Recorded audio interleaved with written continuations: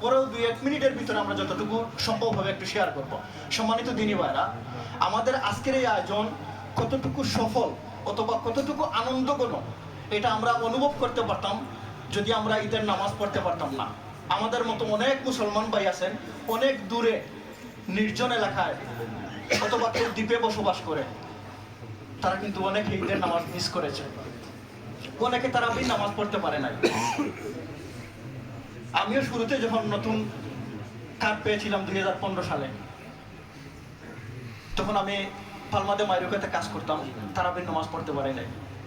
কিন্তু আলহামদুলিল্লাহ এই রমাদানে 30টি দিনই তারাবির নামাজ আদায় করতে পেরেছি। আলহামদুলিল্লাহ। ঠিক তখনই মনে হয়েছে যে ঈদের আনন্দঘন মুহূর্তটা কতটুকু মূল্যবান আমাদের কাছে। আমাদের এখানে একজন ভাই একটি প্রোগ্রামে বলেছিলেন যে উনি, দেশের নামটা ভুলে গেছি আমি, উনি 3 মাস না 6 মাস পর প্রায় 200 কিলোমিটার দূর গিয়ে ট্রেনে উনি জুম্মার নামাজ আদায় করছেন। ওনার কাছ থেকে যদি আমরা জুম্মার নামাজের আদায়ের অনুমতিটা শুনতে পারতাম তাহলে আমাদের এটা আজকে আরো পূর্ণতা পেত। ঠিক ওইভাবে যে ভাই অনেকদিন পর ঈদের নামাজ আদায় করতে পেরেছে, তার কাছে কি মূল্যবান। হয়তো আমাদের আজকের এই অনুষ্ঠানটা জানি না আপনার কাছে কতটুকু সফল মনে হইতেছে, যদি আপনাদের কাছে একটুকু ভালো লাগে তাহলে মনে করবো আমাদের আজকের এই আয়োজনটা সফল। সম্মানিত দিনী ভাইরা, আমি শুরুতেই শুকরিয়া আদায় না করে পারবো না যারা আমার সাথে বিশেষ করে এই রামাদান টিমে যারা কাজ করছে ইফতার বাস্তবায়নের জন্য।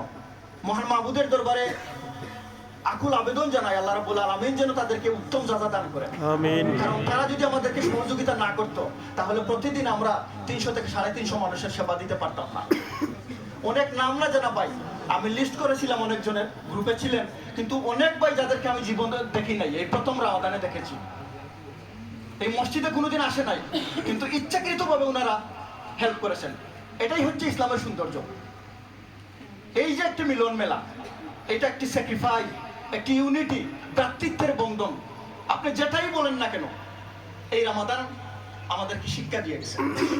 এই রমাদানে অনেক ভাই আমরা দেখেছি, এখানে প্রমাণ আছে, অনেক ভাই লোকজন বেশি হয়েছে, ওনার প্লেটটা আরেকজন ভাইকে দিয়েছেন, নিজে খান নাই।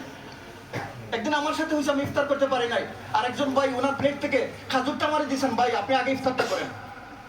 এইটাই হচ্ছে আমাদের ইসলামের সৌন্দর্য। আমি এসব বলার অর্থ হলো সম্মানিত দিনী ভাইরা, আমরা আনন্দঘন মুহূর্তে উপস্থিত হয়ে আমরা যদি কাল এটা ভুলে যাই তাহলে হবে না। এখান থেকে এই আনন্দের ভিতর থেকে যদি আমরা কিছু নিয়ে যেতে পারি তখনই আমাদের আজকের এই আনন্দটা সফল হয়ে যাবে। আমরা যদি একটু চিন্তা করি, আজ থেকে 2 দিন আগে পুরা 30 দিন আমরা যে আমল করেছি, যে তাকে অর্জন করার চেষ্টা করেছি, আজকে আমাদের ভিতরে কি পরিবর্তন চলে আসছে, এটা যদি একটু আমরা চিন্তা করি চোখ বন্ধ করে, তাহলে আপনাদের ভিতরে আনসার চলে আসবে। আমরা যে শিক্ষা অর্জন করেছি, যে তাকে অর্জন করার চেষ্টা করেছি, যে স্যাক্রিফাইস করার চেষ্টা করেছি, যে ভ্রাতৃত্বের বন্ধনে আবদ্ধ হওয়ার চেষ্টা করেছি, এটা যেন আমাদের থেকে দূরে চলে না যায়। আগামী 12টি মাস, আগামী রমাদান আসা পর্যন্ত নয়, আমাদের নাকের ডগায় মৃত্যুর স্বাদ আসা পর্যন্ত যেন আল্লাহ রাব্বুল আলামিনের একটি ফরজ কাজও যেন আমাদের থেকে দূরে চলে না যায়।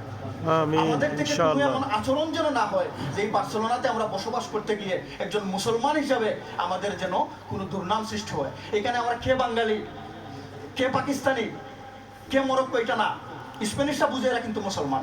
উই আর মুসলিম। আমরা সবাই আল মুসলিমও আকুল মুসলিম, আমরা সবাই মুসলমান। আর বিশেষ করে আমরা বাঙালি কমিউনিটি যারা আছি, আমার বাড়ি সিলেট, আরেকজনের বাড়ি কুমিল্লা, আরেকজনের বাড়ি নোয়াখালী, নো ইম্পর্টা, আমরা এখানে সবাই বাঙালি। যদি আমরা এই হিসাবে যদি একটি ইউনিটি হিসাবে থাকতে পারি তাহলে বুঝবো আমাদের রমাদান আমার কাছে সার্থক। আজকের এই ইউনিটি আমাদের সার্থক। এই যে মিলন মেলা, আমাদের মা নাই, আমাদের বাবা নাই, আমাদের ফ্যামিলি পরিজন কেউ নাই, আপনি আমার ভাই, আমি আপনার ভাই। আজকে আমাদেরকে দেখতেছেন, কাল যদি দেখেন আমার একটা অ্যাক্সিডেন্ট হয়েছে রাস্তায়, কেউ না কেউ যদি দেখেন তাহলে বলবেন ওই দিন ওই মসজিদে ওই ভাইকে দেখেছিলাম, দৌড়ে যাবেন, কারণ ছিলেন আমার বাঙালি ভাই। তখন জিজ্ঞাসা করার প্রয়োজন হবে না আমরা বাড়িতে সিলেট নাকি তার। এই ইউনিটে যদি আমরা গঠন করতে পারি, এই ভ্রাতৃত্বের বন্ধনে যদি আমরা আবদ্ধ হতে পারি, তাহলে একটি সুন্দর সমাজ আমরা করতে পারবো। এই স্প্যানিশের ভিতরে আমরা দেখাতে পারবো যে আমরা মুসলমান, আমরা বাঙালি, আমাদের পিছনে খারাপ কিছু নাই। সম্মানিত ভাইরা, আমার কথা লম্বা হয়ে যাচ্ছে।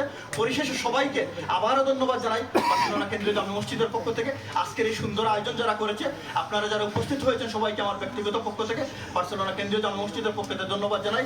এবং আল্লাহ রাব্বুল আলামিন আমাদের এই আয়োজন, আপনাদের এই উপস্থিতি যেন কবুল করেন।